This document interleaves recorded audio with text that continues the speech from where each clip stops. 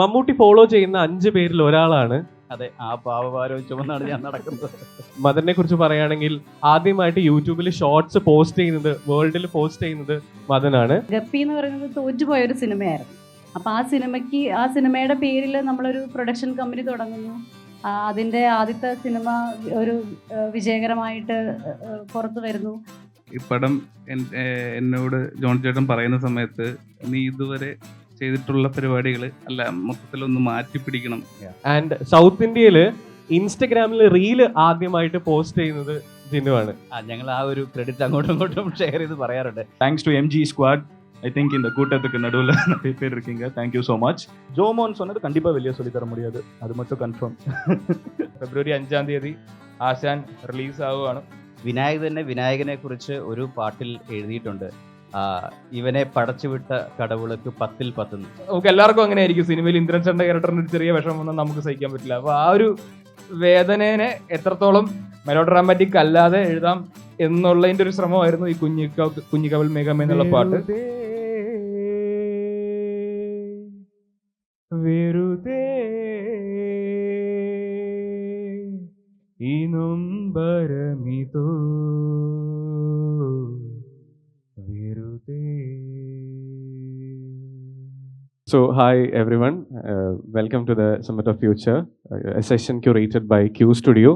And in the നമ്മുടെ കൂടെ we have the complete team, I mean the majority team of ആശാൻ. നമ്മുടെ very soon release ആവാൻ പോകുന്ന സിനിമയാണ്. ആൻഡ് ഇൻട്രൊഡക്ഷൻ ആവശ്യമില്ലാത്തവരാണ് എൻ്റെ കൂടെ ഇന്ന് ഈ വേദിയിലിരിക്കുന്നത്. This is Madan Gauri. Madan Gauri fans കൂടെ ഉണ്ട്. And this is Annam John Paul George, പ്രൊഡ്യൂസറാണ് ആൻഡ് ഷീസ് ആൻ ആക്ടർ.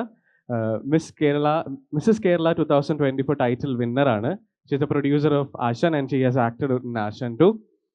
അടുത്ത ആളുടെ പേര് പറഞ്ഞാൽ മതി, is Jomon Jyothir. Jomon, welcome. And we have the lyricist Vinayak Sasikumar. ഒരുപാട് നല്ല പാട്ടുകൾ നമുക്ക് തന്നിട്ടുള്ള ലിറിസിസ്റ്റ് ആണ്. ആൻഡ് ഓക്കെ, ഈ ആളെ ഇൻട്രൊഡ്യൂസ് ചെയ്യുന്നത് ഞാനൊരു ഡിഫറെൻറ്റ് സ്റ്റൈലിലാവാന്ന് വിചാരിച്ചു. പുള്ളി ഒരു may be I introduce like ഒരു ഡബ്ബിംഗ് ആർട്ടിസ്റ്റ് ആണ്. ആൾ ഡബ് ചെയ്തിട്ടുള്ള ഒരു ഐക്കോണിക് ആയിട്ടുള്ള ഒരു ക്യാരക്ടർ ഉണ്ട്. നല്ല പ്രായമുണ്ട്. അപ്പോൾ യു ക്യാൻ ഗസ്, ആ ഒരു സൈഡ് കൂടെ ഗസ് ചെയ്യാം. പുള്ളി ഡബ് ചെയ്തിട്ടുള്ള ഒരു ഐക്കോണിക് ആയിട്ടുള്ള ഒരു ക്യാരക്ടർ മലയാള സിനിമയിലുണ്ട്. Do you know that? Give us a wild guess. ആളുടെ ഈ ഒരു പ്രായവും അവർ ശബ്ദം ഒന്ന് കേട്ടോ. ഒന്ന് ജസ്റ്റ് ഹലോ ഹായ് എന്ന് പറയോ? പേര് പറയരുത്. ഹലോ, ഈ ശബ്ദം മതിയോ? Do you no whom has he dubbed for? എനിക്ക് തോന്നുന്നില്ല ആ സമയത്ത് ഇവരൊക്കെ ഉണ്ടായിരുന്നു എന്നുള്ളത്. ഇല്ല, ഇവരൊക്കെ ഉണ്ട്. എല്ലാവരും കണ്ടിട്ടുണ്ട് ആ സിനിമ. പിന്നെ ഐക്കോണിക് അല്ലേ? ആ സിനിമയുടെ 3-ാം ഭാഗം ഇറങ്ങാൻ പോവാണ്. ഓക്കെ, ആടോ എന്നുള്ള ശബ്ദം ആയിരുന്നില്ല. ഓക്കെ, ഞാൻ പറയാം. He was dubbed for Mister Varun Prabhakar. Geetha പ്രഭാകറിന്റെ മകന് വേണ്ടി ഡബ് ചെയ്തുള്ള 3-ാമത്തെ പാട്ടിൽ പുള്ളി ഇല്ല. ആദ്യത്തെ പാട്ടിൽ കുറച്ച് സ്ഥലത്തേ ഉള്ളൂ. 2-ലും 3-ലൊക്കെ തലയോട്ടിയാണ്. അപ്പോൾ തലയോട്ടിക്ക് ഡബ് ചെയ്യാനുള്ള ഓപ്ഷൻ ഉണ്ടോ ഞാൻ ചിന്തിച്ചോട് ചോദിച്ചായിരുന്നു. തലയോട്ടി സംസാരിക്കുന്നില്ല എന്നുള്ളതുകൊണ്ട് യെസ്, വരുണ് ഞാനാണ് ഡബ് ചെയ്തത് ദൃശ്യം 1-ൽ. ആ വൃത്തികെട്ട ശബ്ദം എൻ്റെ ആയിരുന്നു. Come on. Of course, I mean മോളില്ലെങ്കിലും അമ്മയാണെങ്കിലും മതി എന്നൊക്കെ പറഞ്ഞ വൃത്തികെട്ട ഡയലോഗുകൾ എനിക്ക് പറയേണ്ടി വന്നു. എങ്കിലും yes, he is Mister Jinu Ben. ജിനു ബെന്നെ നമുക്ക് കൂടുതൽ പരിചയപ്പെടാം. So welcome to the session. Thank you buddy, thank you so much. Yes. So ആദ്യം തന്നെ നമ്മൾ എല്ലാവരോട് കൂടിയിരിക്കുന്നത് ആശാൻ സിനിമയ്ക്ക് വേണ്ടിയിട്ടാണ്. ആശാൻ എന്ന് പറയുമ്പോൾ നമ്മുടെ മനസ്സിലേക്ക് ആദ്യം വരുന്ന പോസ്റ്റർ തന്നെ നമ്മൾ മറ്റേ ഹോളിവുഡിൽ നിന്ന് എഴുതി വെച്ചിരിക്കുന്ന മോഡലാണ് ആശാൻ വരുന്നത്. ആ ഒരു ഐഡിയയുടെ ആദ്യം ത്രെഡ് എന്തായിരുന്നു? അങ്ങനെ നമുക്ക് പോസ്റ്റർ ഡിസൈൻ ചെയ്യാം, ഒരു മലയുടെ മുകളിൽ കെട്ടിവെച്ചിരിക്കുന്ന ആശാൻ. അത് എന്തായിരുന്നു ആ ഒരു മോട്ടിവേഷൻ? ഞാനാണ് പറയട്ടെ. I mean on behalf of the producer and the rest of the crew, thank you so much. നിങ്ങളെ കാണാൻ സാധിക്കുന്നതിലും സംസാരിക്കാൻ പറ്റുന്നതിലും. 5-ാം തീയതി നമ്മുടെ പടം റിലീസ് ചെയ്യുന്നതുകൊണ്ട് തന്നെ we hope that this is a right time to talk about the movie. Aashan തീർച്ചയായിട്ടും സിനിമയ്ക്കുള്ളിലെ ഒരു വലിയ കഥ പറയുന്ന സിനിമയാണ്. അപ്പം ഹോളിവുഡ് എന്ന് ഈ ഹോളിവുഡ് ഹില്ലിൽ എഴുതി വെച്ചിരിക്കുന്ന പോലെ, by the way I visited that place. Hollywood എന്ന് എഴുതിയിരിക്കുന്നതിൻ്റെ പുറകിൽ പോയി നിൽക്കാനുള്ള ഭാഗ്യം ഉണ്ടായിട്ടുണ്ട്. ഇതിലും നല്ലൊരു ടൈറ്റിൽ നമുക്ക് ചിന്തിക്കാൻ പോലും പറ്റില്ല ആശാനെ പ്ലേസ് ചെയ്യാൻ. കാരണം നമ്മൾ ഉദ്ദേശിക്കുന്നത് ഒരു സിനിമ എങ്ങനെ കൺസീവ് ചെയ്യപ്പെടുന്നു, എങ്ങനെ ഷൂട്ട് ചെയ്യപ്പെടുന്നു, 150, 200, 250ഓളം ആളുകൾ സിനിമയുടെ പുറകിൽ എങ്ങനെ ജോലി ചെയ്യുന്നു എന്ന് മനസ്സിലാക്കാനും അവരോട് സിമ്പതിയും എമ്പതിയും തോന്നാൻ പറ്റിയ ഏറ്റവും നല്ലൊരു സിനിമയാണിത്. അപ്പോൾ സ്വാഭാവികമായിട്ടും നമ്മൾ ആ ഹോളിവുഡിൽ എങ്ങനെ നമ്മൾ ഹോളിവുഡിൽ നിന്ന് എഴുതുന്നോ അതേപോലെ തന്നെ ആശാൻ എഴുതുക എന്നുള്ളത് ഈസി ആയിട്ടുള്ളൊരു ഡിസിഷനായിട്ട് എനിക്ക് തോന്നുന്നത്. നമ്മൾ കാര്യം കാണുമ്പോൾ സ്വാഭാവികമായിട്ടും അതിലൊരുപാട് ഉള്ളിൽ ഒരുപാട് കോംപ്ലിക്കേഷൻസ് ഉണ്ടെങ്കിലും this was like then easy title for Aashan. അതുകൊണ്ടാണ് ആശാൻ നമ്മൾ അങ്ങനെ മലയുടെ മുകളിൽ എഴുതി വെച്ചിരിക്കുന്നത്. Oh, that was a nice choice. And coming to producer, ഒരു പ്രൊഡക്ഷൻ പ്രൊഡ്യൂസർ ആയിട്ടാണ് ജോയിൻ ചെയ്യുന്നത് ജോൺ പോൾ ചേട്ടന്റെ കൂടെ. അതിനുശേഷം ലൈഫിൽ പാർട്ട്ണറായി. തിരിച്ചാണ് ആദ്യം പ്രൊഡ്യൂസർ ആയിട്ട് ജോയിൻ ചെയ്ത് പിന്നെയാണ് ലൈഫ് പാർട്ട്ണർ ആവുന്നത്. ലൈഫ് പാർട്ട്ണർ ആയിട്ടാണ് പിന്നെ പ്രൊഡ്യൂസർ ആവുന്നത്. ഓ നൈസ്. ഓക്കെ. സോ ജോണേട്ടൻ എപ്പോഴും ക്രിയേറ്റീവ് ഇൻപുട്ട് കൊടുക്കുന്നതായിരിക്കുമല്ലോ എന്തായാലും ഡയറക്ഷന്റെ സമയത്തുള്ള ജോലി. എന്നിട്ട് ഇപ്പോഴത്തെ സൈഡ് എന്ന് പറഞ്ഞു കഴിഞ്ഞാൽ കംപ്ലീറ്റ് ടീമിനെ മാനേജ് ചെയ്യണം. ഫിനാൻഷ്യൽ മാനേജ്മെന്റ് ഒരു ഇമ്പോർട്ടൻറ്റ് പാർട്ടാണ്. അതിന്റെ കൂടെ തന്നെയാണ് ഇത് കംപ്ലീറ്റ് ടീമിനെ മാനേജ് ചെയ്യണം. നമുക്ക് ഒരു സൈഡ് വെറുപ്പിക്കാൻ പറ്റില്ല. രണ്ട് സൈഡും ഈക്വലി കോൺട്രിബ്യൂട്ട് ചെയ്യണം, ഇമോഷണലിയും ഫിനാൻഷ്യലിയും ഒക്കെ. സോ ഈ ഒരു സൈക്കിള് ആശാന്റെ പാട്ടിൽ എങ്ങനെയായിരുന്നു? കംപ്ലീറ്റ് ടീം കൂടെ ഉള്ളതുകൊണ്ടും കൂടെ ഞാൻ ചോദിക്കുകയാണ്. ഹായ്, അപ്പോൾ ഫെബ്രുവരി 5-ന് മൂവി റിലീസാണ്. അപ്പം ഇന്ദ്രൻ ചോദിച്ച പോലെ ആശാനിലോട്ട് വന്നപ്പം ജോൺ പോൾ ക്രിയേറ്റീവ് സൈഡിൽ ഒരുപാട് നിൽക്കുന്നതുകൊണ്ട് നമുക്ക് പ്രൊഡക്ഷൻ സൈഡിൽ കുറച്ചധികം വർക്ക് ചെയ്യേണ്ടി വന്നു. അപ്പം ഞാൻ മാത്രമല്ല, നമ്മുടെ കൂടെ സൂരജ് ഫിലിപ്പ്, നമ്മുടെ സൂരജ് ഏട്ടൻ ഉണ്ടായിരുന്നു. അപ്പം ഞങ്ങൾ 3 പേരും കൂടെയാണ് പ്രൊഡ്യൂസേഴ്സ്. അപ്പം ആള് ക്രിയേറ്റീവ് സൈഡിൽ നിൽക്കുന്നതുകൊണ്ട് പല കാര്യങ്ങളും നമുക്ക് ഷൂട്ടിൻ്റെ സമയത്ത് ചിലപ്പോൾ അറിയിക്കാൻ പറ്റത്തില്ല. കാരണം നമ്മൾ ആ ഒരു ടെൻഷൻ കൊടുക്കരുതായിരുന്നു. ഷൂട്ട് ചെയ്തുകൊണ്ടിരിക്കുകയാണ്, കംപ്ലീറ്റ്ലി അതിൽ ക്രിയേറ്റീവായിട്ട് നിൽക്കണം. പിന്നെ ഇങ്ങനെയുള്ളൊരു സിനിമയ്ക്കുള്ളിലെ സിനിമ ഒരുപാട് ആർട്ടിസ്റ്റുകളുണ്ട്. അപ്പോൾ കുറച്ച് ചലഞ്ചിങ് ആയിരുന്നു. അപ്പോൾ ആ ഒരു സമയത്ത് മാക്സിമം കാര്യങ്ങൾ അറിയിക്കാതെ നമ്മൾ ഹാൻഡിൽ ചെയ്തു.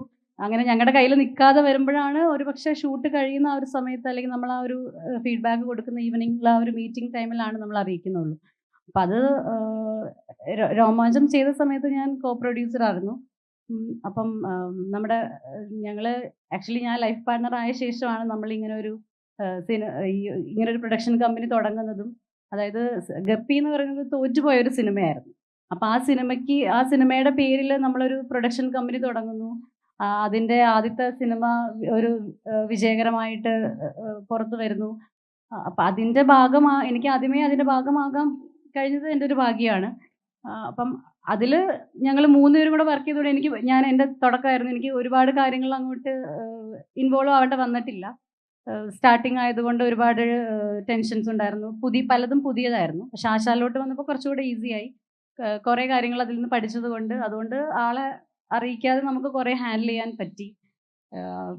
പിന്നെ ഇപ്പം സ്ത്രീകളൊക്കെ ഒരുപാട് ടെക്നിക്കൽ സൈഡിലൊക്കെ വർക്ക് ചെയ്തുകൊണ്ടിരിക്കുകയാണല്ലോ സിനിമകളിൽ. അപ്പം എനിക്കതിൻ്റെ ഒരു ഭാഗമാകാൻ പറ്റിയത്, മീൻസ് അവരെയൊക്കെ പ്രതിനിധീകരിച്ച് നിൽക്കാൻ പറ്റിയതിൽ ഒരുപാട് സന്തോഷമുണ്ട്, അഭിമാനമുണ്ട്. Great great. ആൻഡ് നമ്മൾ ആശാന്റെ പോസ്റ്റർ റിലീസ് ആയി കഴിഞ്ഞതിന് ശേഷം പിന്നെ സോഷ്യൽ മീഡിയയിൽ ട്രെൻഡ് ആയത് ഓഫ്കോഴ്സ് കുഞ്ഞിക്കവിൾ മേഘം എന്നുള്ള പാട്ടാണ്. അത് നമ്മൾ എങ്ങനെയൊക്കെ റീല് വന്നാലും നമുക്ക് സ്ക്രോൾ ചെയ്ത് കളയാൻ പറ്റത്തില്ല. കാരണം അത് നമ്മളത് ഹുക്ക് ചെയ്തുകൊണ്ടേയിരുന്നു. സിൻസ് ഇപ്പോഴും അത് ഹുക്ക് ചെയ്തുകൊണ്ടേ തന്നെ ഇരിക്കുകയാണ്. അതിന് ലിറിസിസ്റ്റ് നമ്മുടെ കൂടെയുണ്ട്, വിനായക്. വെൽക്കം.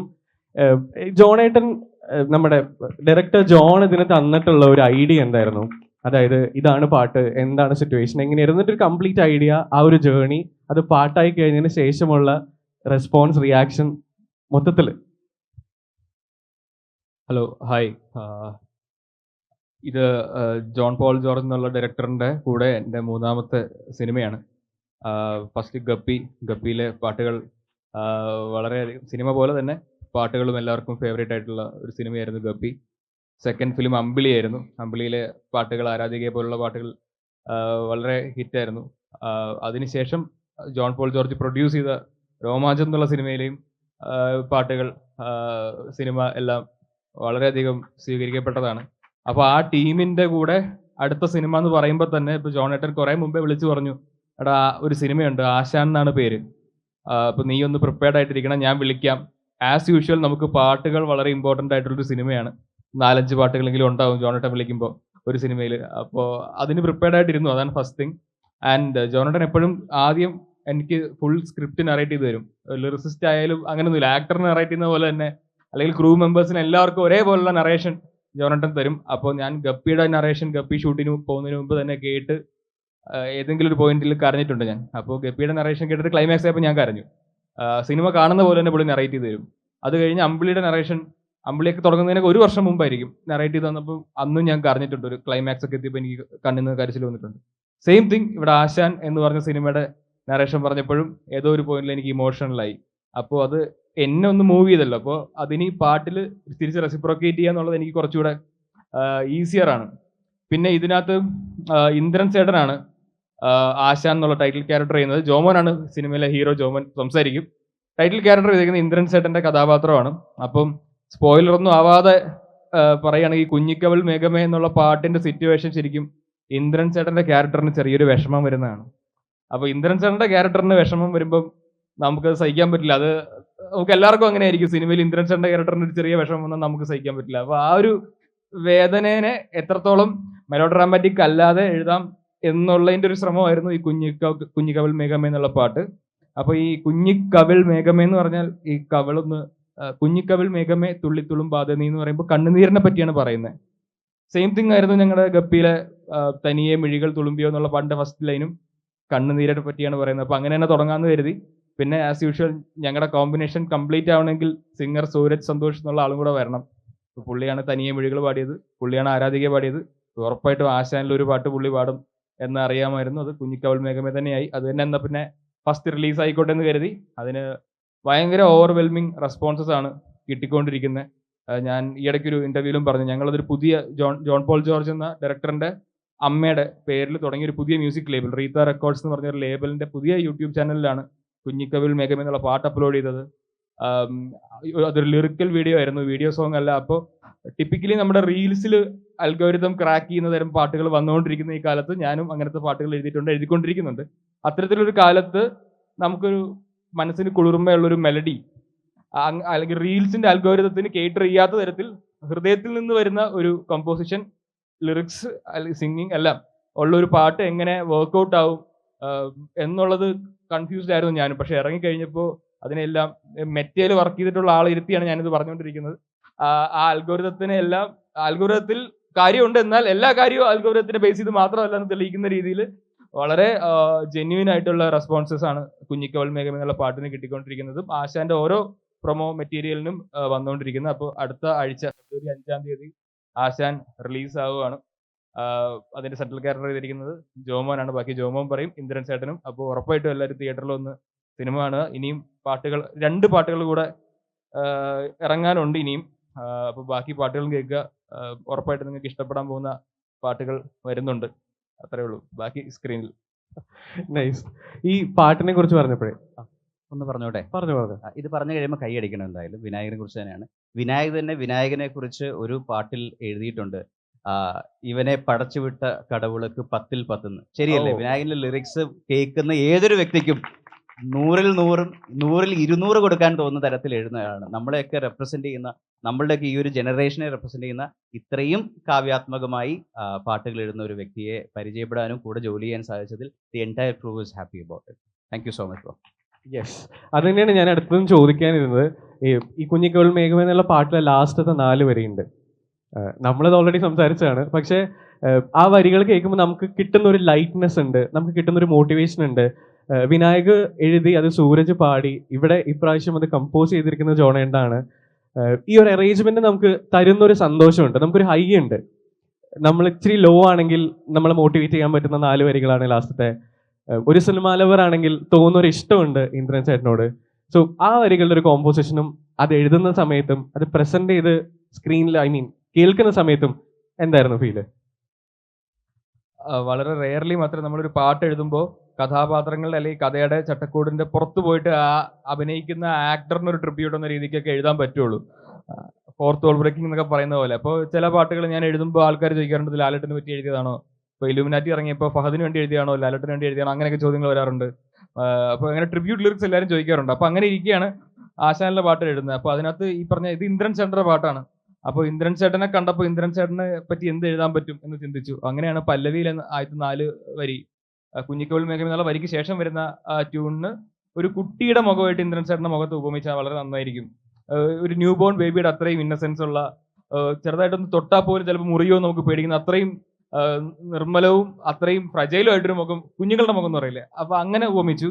അത് കഴിഞ്ഞിട്ട് നെക്സ്റ്റ് അനുപല്ലവിയൊക്കെ പോയി വീണ്ടും പല്ലവി പാടുമ്പോൾ ഇതേ ട്യൂൺ റിപ്പീറ്റ് ചെയ്യുന്നുണ്ട്. അപ്പോൾ ഞാൻ ജോണേട്ടനെ ഡിസ്കസ് ചെയ്തപ്പോൾ ട്യൂൺ റിപ്പീറ്റ് ചെയ്യണ്ട, നമുക്ക് ലിറിക്ക് പുതിയ എഴുതാമെന്ന് പറഞ്ഞു. ലിറിക്ക് റിപ്പീറ്റ് ചെയ്യണ്ട. അപ്പോൾ അവിടെ എഴുതിയപ്പോൾ നേരെ ഒരു ഓപ്പോസിറ്റ് ഇന്ദ്രൻസേട്ടൻ്റെ പ്രായത്തെയും കേട്ടർ ചെയ്ത് എന്നാൽ അതിൻ്റെ ഒരു മനോഹാരിതയും കേട്ടർ ചെയ്തിട്ടാണ് ആ 4 വരി എഴുതിയത്. ചുളിവുകളേറെ ഭംഗി പകരും, അനുഭവഗാഥ ചായമെഴുതും, ഉലയാത്ത തേജസിൻ്റെ മുഖമേ എന്ന് എഴുതിയത്. അത് പാടിക്കേട്ടാൽ കുറച്ചുകൂടെ ബ്യൂട്ടിഫുൾ ആണ്. നിങ്ങൾ പാട്ട് പോയിട്ട് കേട്ട് കഴിഞ്ഞാൽ, അല്ലെങ്കിൽ ഇവിടെ സൂര്യചേട്ടൻ ഉണ്ടായിരുന്നെങ്കിൽ ഇപ്പൊ തന്നെ സ്പോട്ടിൽ തന്നെ പാടിപ്പിക്കാമായിരുന്നു. പക്ഷെ വിനായകനൊന്ന് പാടി നോക്കിക്കൂടെ? ചുളിവുകളേറെ ഭംഗി പകരും, അനുഭവഗാഥ ചായമെഴുതും, ഉലയാത്ത തേജസിന്റെ മുഖമേ ഈ മണ്ണിൻ നിധിയാണു നീ.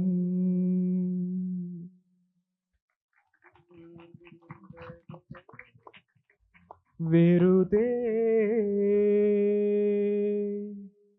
വെറുതെ ഈ നൊമ്പരമിതോ വെറുതെ. ഓ വാവ്. പിന്നെ ആക്ച്വലി സൂരജിന് നമ്മുടെ ഇവിടെ നിന്ന് ജോയിൻ ചെയ്യാൻ പറ്റിയില്ല, ബട്ട് യു മേഡ് ഇറ്റ്. ഒരു കാര്യം പറയാം, ഇത് കേട്ടിട്ട് പടം ഭയങ്കര സങ്കടപ്പടം അങ്ങനെ തെറ്റിദ്ധരിക്കരുത്. കംപ്ലീറ്റ് ഫൺ പടവും കൂടിയാണ്. അതിന്റെ ഏതെങ്കിലും ഒരു ഭാഗത്ത് ചിലപ്പോൾ നിങ്ങൾ അറിയാതെ തന്നെ നിങ്ങൾ ഇമോഷണൽ ആയാൽ ആവുന്നേ ഉള്ളൂ, അല്ലാതെ completely have A blast in the theatres എന്നും കൂടെ ഓർപ്പിക്കുന്നു അടുത്ത ആഴ്ച. തീർച്ചയായിട്ടും. ഇന്ദ്രൻ ചേട്ടൻ്റെ 603ാമത്തെ സിനിമയാണ്. അതിൽ നായകൻ ഇന്ദ്രൻ ചേട്ടൻ്റെ കൂടെ തന്നെ നായകനായിട്ട് വരുന്ന ആളാണ് ജോമോൻ. എന്തായിരുന്നു ആശാൻ സിനിമയുടെ ഒരു ഹൈ? ഇതിൻ്റെ കൂടെ തന്നെ ഇന്ദ്രൻ ചേട്ടൻ്റെ കൂടെയൊക്കെ ഉണ്ട്. ഇത്രയും വലിയൊരു കാസ്റ്റ് ക്രൂ, ഒരു ഫാമിലി പോലെയാണ്. അതിനൊരു ഫീലിംഗ് എങ്ങനെയായിരുന്നു? അല്ല, ഈ പടം എന്നോട് ജോൺ ചേട്ടൻ പറയുന്ന സമയത്ത് നീ ഇതുവരെ ചെയ്തിട്ടുള്ള പരിപാടികൾ അല്ല മൊത്തത്തിലൊന്ന് മാറ്റിപ്പിടിക്കണം. അപ്പം ഇത് എനിക്ക് ഒന്നും അറിയത്തില്ല. ആക്ച്വലി ഞങ്ങൾ മൊത്തത്തിൽ മാറിപ്പോയി. ഈ ജോമോനെ നമ്മൾ ഇങ്ങനെ സംസാരിക്കാതെ ഭയങ്കര മെലോ ആയിട്ടൊക്കെ നമുക്ക് സങ്കല്പിക്കാൻ പറ്റുമോ?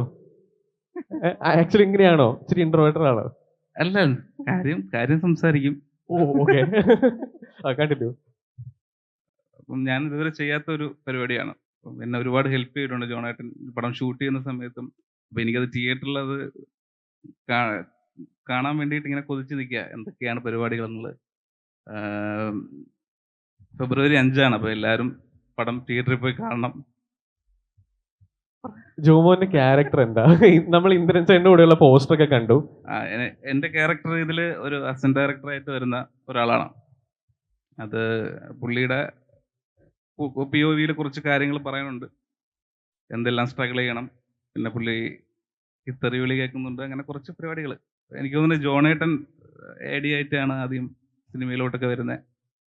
പിന്നെ ഡയറക്ടറായി, പ്രൊഡ്യൂസറായി, ഇപ്പം മ്യൂസിക് ഡയറക്ടറായി. അപ്പം പുള്ളിയുടെ എക്സ്പീരിയൻസ് ആണ് മൊത്തത്തിൽ ആശാൻ എന്ന് പറയുന്നത് പുള്ളിയുടെ എക്സ്പീരിയൻസ് ആണ്. അപ്പം അതിൽ ഒരുപാട് രസകരമായിട്ടുള്ള ഒരുപാട് സീൻസുകളുണ്ട്. അപ്പം അതൊക്കെ തിയേറ്ററിൽ വരാൻ വേണ്ടിയിട്ട് വെയിറ്റ് ചെയ്തിരിക്കുക. അത് എക്സൈറ്റ്മെന്റ് നമുക്ക് ഫീൽ ചെയ്യുന്നുണ്ട്.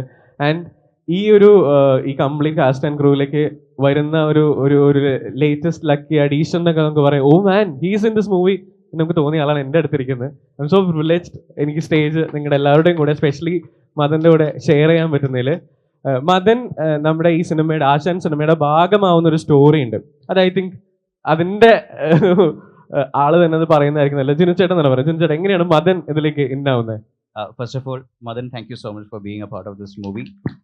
മദൻ തമിഴ്നാട്ടിൽ എത്രയോ വലിയ വടവൃക്ഷമാണെന്നുള്ളത് ഇവിടെ മുമ്പിലിരിക്കുന്ന ഒരു ബാച്ചിന് നന്നായിട്ട് അറിയാം.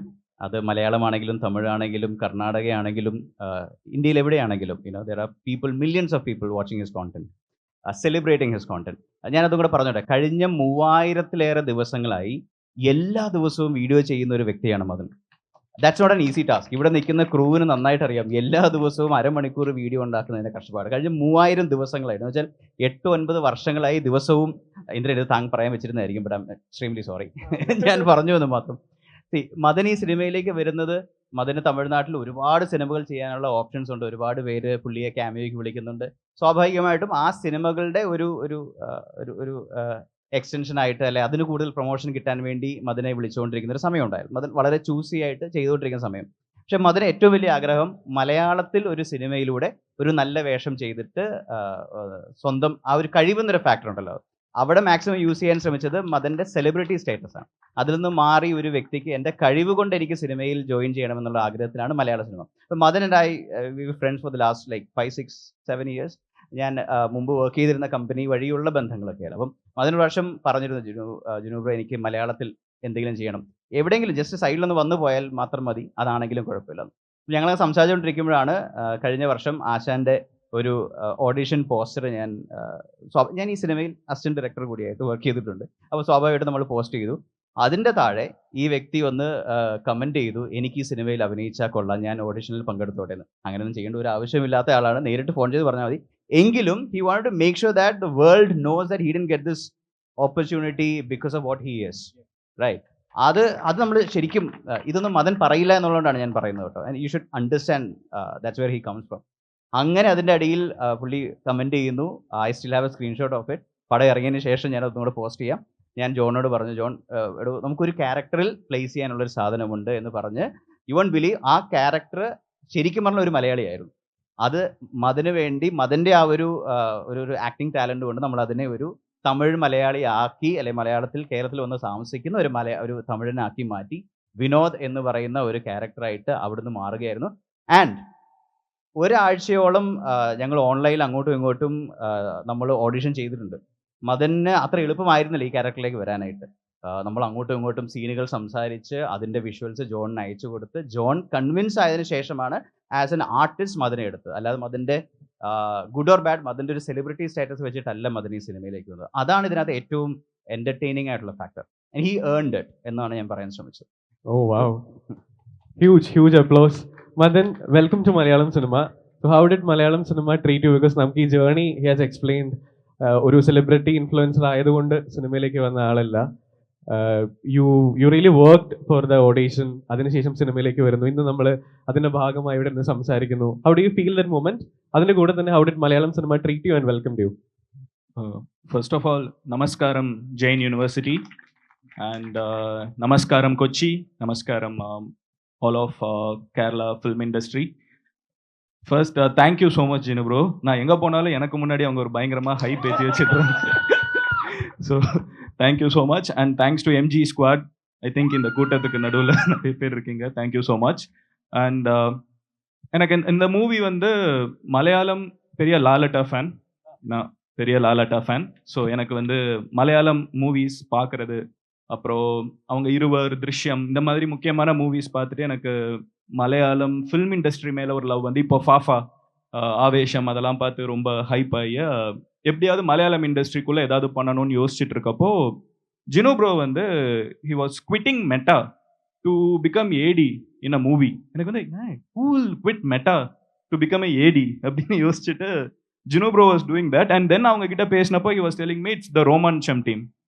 ரோமான்சம் டீம் வந்து ஒரு மூவி பண்றாங்கன்னா I am shameless when I ask for opportunities. So I asked bro I should be part of this அப்படின்னு கேட்டு I kind of forced him to be part of this movie. I casted myself னு சொல்லலாம். Then John அண்ணா கூட போய் பேசி and the whole team here எல்லாருமே வந்து have been very sweet. And இந்த படத்துல வந்து என்னோட பேரு வினோத். அந்த வினோத்ங்கிற பேருக்கு வந்து ஒரு பேக் ஸ்டோரி இருக்குது. I will probably tell that after a few days. அது ஒரு இன்ட்ரெஸ்டிங்கான கனெக்ஷன் இருக்குது back to Tamil cinema. So you used to watch Malayalam movies? Yeah, of course. And I'm giving you like top 5 Malayalam movies நீங்க பார்த்ததுல உங்களுக்கு பிடிச்ச ஒரு top 5 moviesனா என்ன எல்லாம் அந்த லிஸ்ட்ல போடுவா? I think எல்லா தமிழ் ஆடியன்ஸ்க்கும் டாப் 1 மலையாளம் ஃபிலிம் வந்து பிரேமம். யாருமே அடிச்சுக்க முடியாது. ஐ திங்க் கேரளாவில் பிரேமம் ஹிட் ஆனதை விட தமிழ்நாட்டில் பிரேமம் வந்து ரொம்ப பெரிய ஹிட்.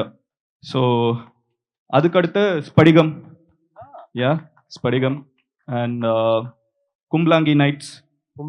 ஓகே. அடுத்து ஆவேஷம். ஃபாஃபாவை நான் வந்து அப்படி ஒரு ரோல் எதிர்பார்க்கவே இல்லை. So absolute mass.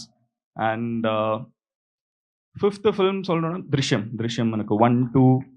Writing I think Malayalam சினிமாவோட பீக் ரைட்டிங் வந்து திருஷ்யம்ல இருக்கும். Yeah. So you post lots of content like 3,000 days continuous posting. So നമ്മളൊരു எனக்கு அது சொல்றப்ப தான் பயமா இருக்குது, அது செய்யறப்ப கூட பயமா. 3000 days போஸ்ட் பண்ற ஜிங்ஸ் பண்ற மாதிரி இருக்குது. இல்ல that is not a like ஒரு நிசார இல்ல, காரியம் அது வேணாம், அது விட்டு அடுத்து போயிடலாம். ഇല്ല അതൊക്കെ ഒരു ക്വസ്റ്റ്യൻ ഇருக்கு. ഓക്കെ ഓക്കെ ഓക്കെ സോ നമ്മൾ ഇരിക്കുന്നത് ഒരു ഫ്യൂച്ചർ പോയിന്റിലാണ്. ആൻഡ് നമുക്കറിയാം നമ്മളെല്ലാവരും എന്തെങ്കിലുമൊക്കെ കോണ്ടന്റുകൾ നമ്മൾ പോസ്റ്റ് ചെയ്യാറുണ്ട്. ഐ എം സോറി, ഞാൻ ജിനുവിനെ കുറിച്ച് പറഞ്ഞ സമയത്ത് ആഡ് ചെയ്യാൻ വിട്ടുപോയൊരു കാര്യമുണ്ട്. Jinu was working in Meta for 8.5 years. മെറ്റയുടെ സൗത്ത് ഹാൻഡിൽ ചെയ്ത ആളാണ്. മമ്മൂട്ടി ഫോളോ ചെയ്യുന്ന 5 പേരിൽ ഒരാളാണ് അല്ലേ? അതെ, ആ പാവഭാരവും ചുമന്നാണ് ഞാൻ നടക്കുന്നത്. മമ്മൂട്ടി ആകെ 5 പേരെ ഫോളോ ചെയ്യുന്ന അതിൽ ഒരാൾ ജിനു ആണ്. സോ കൺസിസ്റ്റൻസി നമ്മുടെ കോണ്ടന്റ് ക്രിയേഷനിൽ എത്രത്തോളം ഇമ്പോർട്ടൻ്റ് ആണ്. Like you both a posting and മദറിനെ കുറിച്ച് പറയുകയാണെങ്കിൽ ആദ്യമായിട്ട് യൂട്യൂബിൽ ഷോർട്സ് പോസ്റ്റ് ചെയ്യുന്നത്, വേൾഡിൽ പോസ്റ്റ് ചെയ്യുന്നത് മദനാണ്. ആൻഡ് സൗത്ത് ഇന്ത്യയിൽ ഇൻസ്റ്റഗ്രാമിൽ റീല് ആദ്യമായിട്ട് പോസ്റ്റ് ചെയ്യുന്നത് ജിനു ആണ്.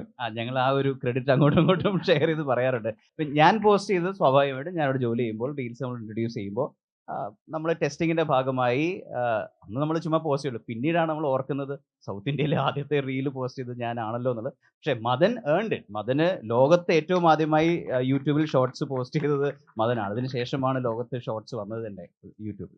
സോ എൻ്റെ ക്വസ്റ്റ്യൻ ഇതാണ്, സോ ഹൗ കൺസിസ്റ്റന്റ് നമുക്ക് ഈ Instagram algorithm, social media algorithm ഒക്കെ പറയുന്നത് ഒരു മിത്താണോ, അല്ലെങ്കിൽ അതിൽ എന്തെങ്കിലും സത്യമുണ്ടോ? കൺസിസ്റ്റൻസി ഉള്ള 2 പേര് പറയൂ. அது நீங்கள் தான் சொல்லணும். நீங்கள் தான் போஸ்ட் பண்ணியிருக்கீங்க ஒரு 3000 நாளாக. இல்லை, consistency I think it's about how much you respect your audience, அவ்வளோதான். It's not about consistency, it's not about quality. I think it all comes down to ethics and being honest. So as long as both of them are there, you can post one video for 1 year and still make people follow you, and post every day also and make people follow you. So and the honesty when the audience kitta irundiruchna I think work out agonu.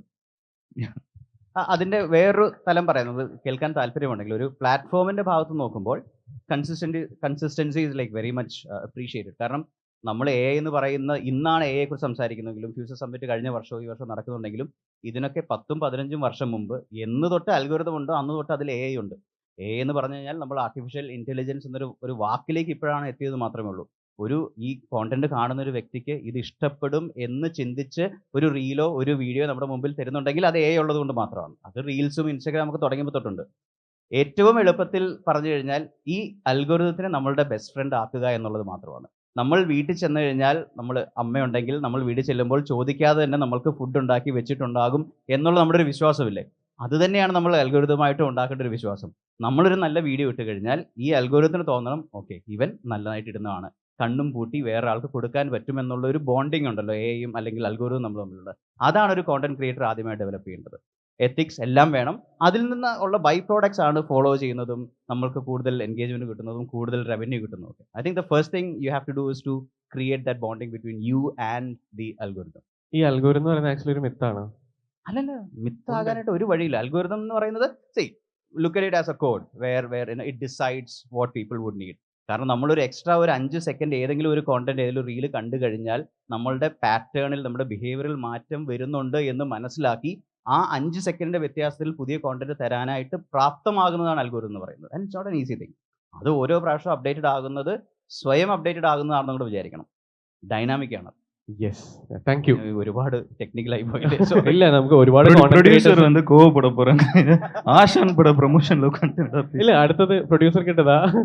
Yesterday like we had a conversation with Suhasini Maniratnam and അദ്ദേഹം പറഞ്ഞൊരു കാര്യമാണ്, അതായത് 2 പേര് തമ്മിലുള്ള ഏറ്റവും beautiful conversation നടക്കുന്നത് ആര് തമ്മിലാണ് എന്ന് ചോദിച്ചപ്പോൾ Suhasini ma'am has told that it between the partners. So പാർട്ട്ണറാണ് ഇൻ പ്രൊഡക്ഷൻ, അതേപോലെ തന്നെ ലൈഫിലും ജോണേട്ടനും അതേപോലെ തന്നെ അന്നവും തമ്മിലുള്ള കോൺവെർസേഷൻ മേ ബി അത് ഒരു ഡയറക്ഷൻ സൈഡിലേക്ക് വരുന്ന സമയത്ത്, പ്രൊഡക്ഷൻ സൈഡിലേക്ക് വരുന്ന സമയത്ത്, ഐഡിയാസ് കോൺട്രിബ്യൂട്ട് ചെയ്യുന്ന സമയത്ത് ഹൗ ഫ്രൂട്ട്ഫുൾ ആണ് ആ ഓറ നിങ്ങൾ മെയിൻറ്റെയിൻ ചെയ്യുന്നത്? ആൻഡ് വീട്ടിലൊക്കെ ചിലപ്പോൾ ഓൺ ഡിന്നർ ടേബിൾ ഇതൊക്കെ ആയിരിക്കും കോൺവെർസേഷൻ. ആ ഒരു ഓറ ഹൗ ഡു യു മെയിൻറ്റെയിൻ? നമ്മൾ കൂടുതൽ പേഴ്സണൽ കാര്യങ്ങൾ പറയാറുണ്ട്. സിനിമയായിട്ട് റിലേറ്റ് ചെയ്തൊരു കാര്യം ഞാൻ പറയുന്നത്, എന്നോട് എപ്പോഴും പറയുന്നൊരു കാര്യം, നമുക്ക് ചുറ്റും ഒരുപാട് ട്രെൻഡിങ് സിനിമകളുണ്ട്. എല്ലാ ഫ്രൈഡേയ്സും സിനിമകൾ റിലീസ് ആവുന്നുണ്ട്. അപ്പോൾ ഒരിക്കലും എപ്പോഴെങ്കിലും ട്രെൻഡിൻ്റെ പുറകെ പോകുന്നു അല്ലെങ്കിൽ സിനിമ മറന്ന് ആളുടെ ഒരു സിനിമയുടെ ഒരു രീതികളുണ്ട്, പാട്ടുകളുടെ ഒരു രീതിയുണ്ട്. അപ്പോൾ ആ സിനിമയെ മറന്ന് എപ്പോഴെങ്കിലും ഞാൻ എന്തെങ്കിലും ചെയ്യുന്നത് നീ കാണുകയാണെങ്കിൽ എന്നെ തിരുത്തണം, അതിൻ്റെ ഒരു ഉത്തരവാദിത്വം നിനക്കാണ് എന്ന് എപ്പോഴും എന്നോട് പറയാറുണ്ട്.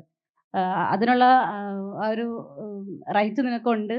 അപ്പം അങ്ങനെ ഞാൻ ചെയ്യേണ്ടി വന്നാൽ ഒരിക്കലും സിനിമയെ പണയം വെച്ചിട്ട് ഒന്നും ചെയ്യുന്നില്ല. ഒരു പൈസയ്ക്ക് വേണ്ടിയിട്ടോ അല്ലെങ്കിൽ പേരിന് വേണ്ടിയിട്ടോ ഒരു ട്രെൻഡിൻ്റെ പുറകെ പോകാതെ നമ്മളെപ്പോഴും നമ്മുടെ നമ്മുടെ ഒരു രീതിയിലുള്ള സിനിമകളുണ്ട്. അല്ലെങ്കിൽ ജോൺ പോൾ എന്ന ഡയറക്ടറുടെ സിനിമകളുടെ ഒരു രീതിയുണ്ട്.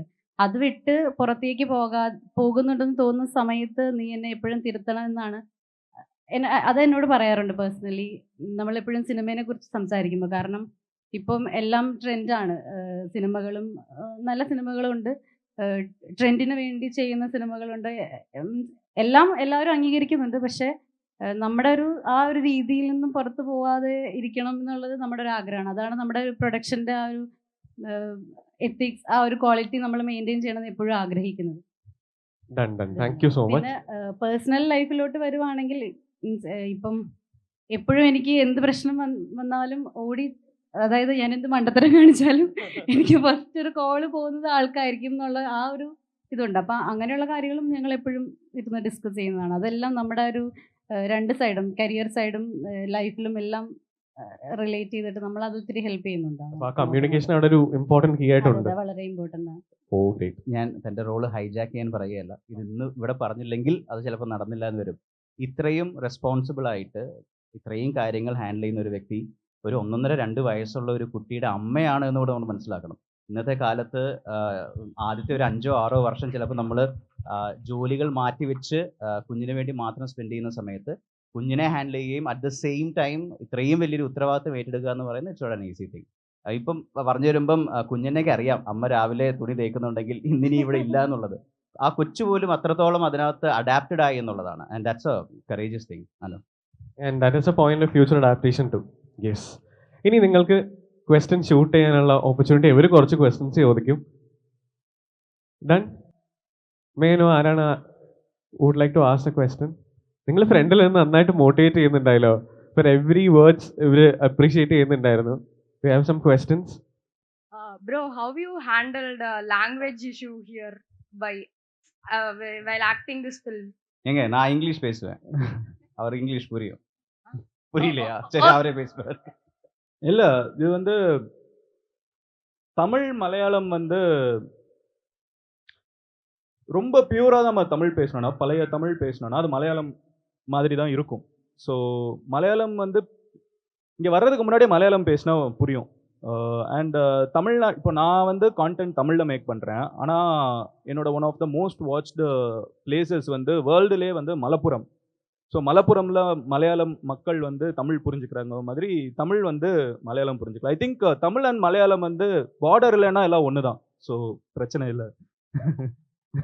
Any questions? Yes. Vinayak sir nodana. Sir, 2 questions. What inspired you to start writing lyrics, and how much does the script influence you in writing lyrics? ഇത് രണ്ടേ ഉള്ളൂ. വാട്ട് ഇൻസ്പയർഡ് മീ എന്ന് വെച്ച് കഴിഞ്ഞാൽ എന്തെങ്കിലും ക്രിയേറ്റീവായിട്ട് ചെയ്തുകൊണ്ടിരിക്കാൻ പണ്ട് മുതലേ ഒരു അസുഖം ഉണ്ടായിരുന്നു. സ്കൂളിൽ പഠിക്കുമ്പോൾ തന്നെ മ്യൂസിക് കമ്പോസ് ചെയ്യുമായിരുന്നു, ലിറിക്ക് എഴുതുമായിരുന്നു, ചെറുകഥ എഴുതുമായിരുന്നു, എന്തെങ്കിലുമൊക്കെ ചെയ്യണം എന്നുണ്ടായിരുന്നു. സിനിമയിൽ അവസരം ചോദിച്ച് കിട്ടിയത് ലിറിക്സാണ്. അതുകൊണ്ട് ലിറിക്സിസ്റ്റ് ആയിട്ട് ഇപ്പോൾ 10-12 വർഷം ജോലി ചെയ്യുന്നു എന്നുള്ളതാണ് അതിൻ്റെ റിയാലിറ്റി. പിന്നെ എൻ്റെ കൂടെ കുറേ മ്യൂസിക് ചെയ്യുന്ന ഫ്രണ്ട്സൊക്കെ ഉണ്ടായിരുന്നു. അപ്പോൾ അവർ മ്യൂസിക് ചെയ്യുമ്പോൾ ലിറിക്ക് എഴുതാൻ അവിടെ ആരും ഇല്ല. അവിടെ ഒരു സ്പേസ് ഉള്ളതുകൊണ്ട് ഞാൻ ആ സ്പേസ് ഏറ്റെടുത്ത് അങ്ങനെ എൻ്റെ ഫ്രണ്ട് സർക്കിളിലെ ലിറിസിസ്റ്റായിട്ട് ആദ്യം മാറി. പിന്നെ സിനിമയിലെ ലിറിസിസ്റ്റായി. ഞാൻ സിനിമയിൽ ചാൻസ് ചോദിക്കുമ്പോൾ എൻ്റെ USP അതായിരുന്നു. കാരണം ഞാനൊരു 17-18 വയസ്സിലാണ് സിനിമയിൽ എൻ്റർ ആവുന്നത്. അപ്പോൾ ആ സമയത്ത് ആ ഏജിൽ അഭിനയിക്കാൻ ചാൻസ് ചോദിക്കുന്ന, അസിസ്റ്റന്റ് ഡയറക്ടർ ആവാൻ ചാൻസ് ചോദിക്കുന്ന ഒരുപാട് പേരുണ്ട്. ലിറിസിസ്റ്റ് ആവാൻ ചാൻസ് ചോദിക്കുന്ന മീശ മുളയ്ക്കാത്തൊരു പയ്യൻ എന്ന് പറയുന്ന സാധനം ഞാനായിരുന്നു. അപ്പോൾ അത് എന്നെ ഹെൽപ്പ് ചെയ്ത് ഇവിടെ വരെ എത്തി എന്നുള്ളതാണ് അതിൻ്റെ ഉത്തരം. പിന്നെ അതിൻ്റെ കൂടെ തന്നെ ചേർത്ത് പറഞ്ഞ കാര്യം, ഞാൻ വലിയ സാഹിത്യകാരനോ സാഹിത്യം ഒരുപാട് വായിക്കുന്ന ആളോ ഒന്നുമല്ല. ഞാൻ പാട്ട് കേട്ടും സിനിമ കണ്ടുമാണ് പാട്ടെഴുതാൻ പഠിക്കുന്നത്. ശ്രമിച്ച് തന്നെയാണ് പാട്ടെഴുതാൻ ശീലിച്ചത്. അപ്പോൾ അങ്ങനെ ഉള്ളൊരാൾക്കും പാട്ടെഴുതാൻ പറ്റും എന്ന് ഉള്ളൊരു എക്സാമ്പിളാണ് ഞാൻ. അപ്പോൾ അങ്ങനെ വലിയ ഭുജി ആവണമെന്നോ ഒരുപാട് കവിതകൾ എഴുതണമെന്നോ വായിക്കണമെന്നൊന്നും ഇല്ല. സിനിമ പാട്ട് എഴുതുക എന്ന് പറയുന്ന സ്കില്ല് കവിത പോലെയോ ഒന്നുമുള്ള സ്കില്ലല്ല. Separate ആർട്ടാണ്, applied ആർട്ടാണ്. അപ്പോൾ അതിനുള്ള പാഷൻ ഉണ്ടെങ്കിൽ ഉറപ്പായിട്ടും ഇതിലേക്ക് കടന്നു വരാം, നിങ്ങൾക്ക് ചെയ്യേണ്ട കാര്യം ചെയ്യാം എന്നുള്ളതാണ് first answer. Second answer, script 100% script ആണ്. നമ്മളെ സ്ക്രിപ്റ്റും ക്യാരക്ടറൈസേഷനുമാണ് എന്ത് എഴുതണം എന്നുള്ളത് നമുക്ക് മുമ്പിലൊരു ക്ലാരിറ്റി തരുന്നത്. ഇപ്പോൾ ഉദാഹരണത്തിന് ജോൺറേ തിരിച്ചു കഴിഞ്ഞാൽ, അല്ലെങ്കിൽ ഇപ്പോൾ ഒരു ലവ് സോങ് എന്ന് പറഞ്ഞാൽ അത് ഒരു സിനിമ മാറുന്നതനുസരിച്ച് നമ്മൾ ഒരു ലവ് സോങ്ങിൽ എന്ത് എഴുതുന്നു എന്നുള്ളത് മാറും. ഇപ്പം എക്സാമ്പിൾ എടുത്ത് പറയുകയാണെങ്കിൽ, ഇപ്പോൾ ജൂൺ എന്നുള്ള സിനിമയിൽ ഞാൻ എഴുതിയ ലവ് സോങ്സ് ആണെങ്കിലും അതൊരു 11ാം ക്ലാസ്സിൽ പഠിക്കുന്ന ഒരു പെൺകുട്ടിയുടെ പെർസ്പെക്റ്റീവിൽ ലവ് സോങ് എഴുതുമ്പോഴാണ് മിന്നി മിന്നി പോലത്തെ ഒരു പാട്ട് എഴുതുന്നത്. അതേ വർഷം തന്നെയാണ് അമ്പിളിയിൽ ആരാധിക ഇറങ്ങിയതും. അത് ആരാധികയാവുമ്പോൾ അതൊരു ലോങ് ഡിസ്റ്റൻസ് റിലേഷൻഷിപ്പിൽ അമ്പിളി എന്ന് പറഞ്ഞൊരു ക്യാരക്ടറൈസേഷൻ, അയാൾ അത്രത്തോളം മനസ്സിലാക്കി സ്നേഹിക്കുകയും ചെയ്യുന്ന ഒരേ ഒരാൾ ടീന എന്ന് പറഞ്ഞ ക്യാരക്ടറാണ്. അപ്പോൾ അവരുടെ ഇഷ്ടം എന്ന് പറയുമ്പോൾ കുറെ കൂടെ പ്യുവറായി, ഒരു ടീനേജ് ഇൻഫാച്ചുവേഷൻ ആണ് ജൂണിലെങ്കിൽ ഇവിടെ കുറച്ചുകൂടെ പ്യുവർ ആയിട്ട് രണ്ട് സോൾസ് പരസ്പരം മനസ്സിലാക്കുന്ന രീതിയിൽ ഉള്ള. അപ്പോൾ അങ്ങനെ ലവ് സോങ്സിൽ തന്നെ മാറ്റങ്ങളുണ്ട്. ഇപ്പോൾ ഏറ്റവും അവസാനം കളങ്കാവലിലാണ് ലവ് സോങ്സ് എഴുതിയത്. ഇപ്പോൾ കളങ്കാവൽ നിങ്ങൾ കണ്ടിട്ടുണ്ടെങ്കിൽ അതിൽ തമിഴ് പാട്ടുകളാണ് എഴുതിയത്.